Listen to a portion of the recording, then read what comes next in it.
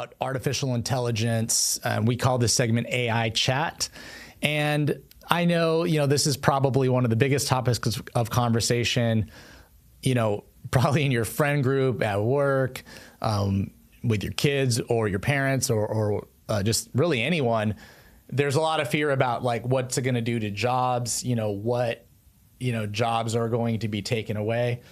I don't have all the answers for that, but all I know is for us as business owners, as lenders with Bellevue Lending, we are incorporating AI into pretty much everything we're doing. And we're not laying people off. We are trying to make the employees that we have more efficient with AI. So now, if you are averse to using AI with my partners, you're probably not going to be long for working at Bellevue Lending. And honestly, for many companies, that could be true as well, where it's like you need to be incorporating AI into your productivity. So we are using Claude Anthropic. So all of our business data is integrated into Anthropic and Claude. It has really good security, protections, and they've taken a lot of leaps and bounds this year, really in the last probably 6 months. Different tools that have rolled out, which we haven't even maximized all the different tools that they're rolling out. But we know that we feel like we are using a great platform that's going to keep getting better and better. Now, Anthropic is likely going public this year, along with SpaceX and ChatGPT. So that's another way for them to raise money, for them to essentially, build more data centers, buy more chips, and create better and better AI. So anyhow, right now we can go on our any employee at our company, we can go on to Claude and we can start asking it questions like, hey, tell me about every loan associated with this borrower. Boom, it'll list it. Instead of looking things up and going into spreadsheets and opening files, it's all integrated. And then it could do analysis, like show me how many loans this person's done in the last 4 years. It's going to list them all out. It's going to say, okay, what's the maturity date? Then you can even train it to answer in a specific way. Like, hey, every time I ask about a loan, I want you to tell me the address. I want to tell me what county it's in. I want you to tell me when it matures, what the interest rate was. Or really, you could prompt it to basically kind of respond to you any way you want. So we're using Anthropic. We're using Claude. We're totally impressed. We highly recommend that. Now, on a personal level, I use ChatGPT. So this is just for me if I'm like looking up a song or if I'm like having an argument, friendly argument with my wife, talking about this or that, or someone was talking to me about like, hey, the reason why we're at war is because, the U.S. wants to sell all the oil to be sold in petrodollars and the Chinese want it sold in yuan. I'm like, is that really true? Now, sometimes AI is wrong, as we all know, right? So you have to check your sources and still have a critical mind, critical thinking when you're using AI. But found out only 5% of all oil is sold in Chinese renminbi or yuan or whatever the currency is, and 95% of all oil is sold in US dollars. And so I was like, okay. And then I found out what countries were buying oil, not in US dollars, what countries like to sell oil. So I'm using that as ChatGPT. Obviously, I'm sure everyone's using ChatGPT, but that's kind of on a personal level. Now, I will say this. I have kind of made a living on valuing properties and comping homes. And so I've done thousands and thousands and thousands of valuations for funded loans in Washington State. And recently we started feeding loans that were over $1.5 million into ChatGPT. So we will sometimes feed the floor plan into ChatGPT. Now we're going to read the floor plan to make sure, because, are they reading it right? So we'll look at the floor plan. We'll kind of have it in our mind, the bed, bath, square footage. Then we'll ask it, hey, here's the floor plan. Suck it up in it. In 2 seconds, it analyzes it. It says, okay, yeah, this is a 2,600 square foot, 3-story, townhome that has 1 attached wall, or, that has 3 bedrooms, 2.5 baths, that type of thing. And then not only can you do that, you can ask it to value your property. Now, we tested it and you have to almost give it a range of what the finish level would be. So it's like, hey, give it a finish level of 8 out of 10, or giving it a finish level of 9 out of 10. So that will kind of guide it a little bit.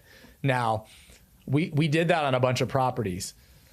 To be honest with you, not trying to like, kind of like, you know, do this battle between AI and humans, but I still felt my comps were better. I felt the properties that I pulled as comps, I thought were more relevant than what they suggested. And my values weren't way off, but in the end, we ended up going with kind of our human number for the valuation. That being said, in a year, how good is this going to be? You know, and we're going to find out. And for me, I don't mind if I work myself, if AI can replace my job, I'll just go do other things. I'll do more podcasts. I'll do more sales. I'll do other things. And that's just kind of the mentality we have. So it's not like, oh man, I can't have AI do it, because then what am I going to do? It's like, well, I have to basically go up the value chain and be able to provide. If comping homes is now, instead of 40 or 50% of my day, it's now 20% of my day, because the AI is just as good as me or better. Again, this might be, I don't know if it's quite there yet, but maybe in a year, maybe in 2 years, it will be there. Well, then I need to find another way to add value to my clients and to this company and that type of thing, which requires me to kind of level up in what I do. Lastly, I want to talk about Gemini, which is Google.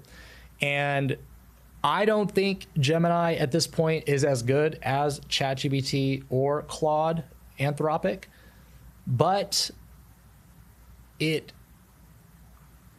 ecosystem that it has of, if you keep all your documents in Google and Google Sheets and in the Google Cloud, or you use Chrome as a web browser, which we typically use Chrome as our web browser, it is able to not only answer your questions, but it's also able to gather the data from those environments, which I don't believe the other two leading AI companies, I don't think they have a browser yet, or they're trying to develop a browser, but no one's really using that browser.